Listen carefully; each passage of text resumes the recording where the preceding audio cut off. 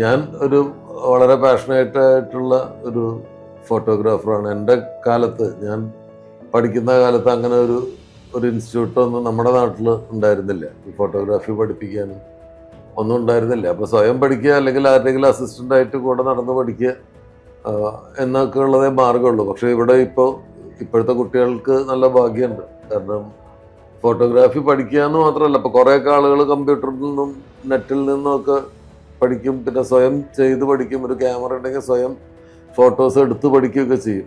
പക്ഷേ ഈ ഇൻസ്റ്റിറ്റ്യൂട്ടിൻ്റെ പ്രത്യേകത ഞാൻ മനസ്സിലാക്കുന്നത്, ഈ പ്രൊഫഷണൽസ് ട്രെയിൻ ചെയ്യുന്നുണ്ട്. അത് വളരെ ഇമ്പോർട്ടൻ്റ് ആണ്.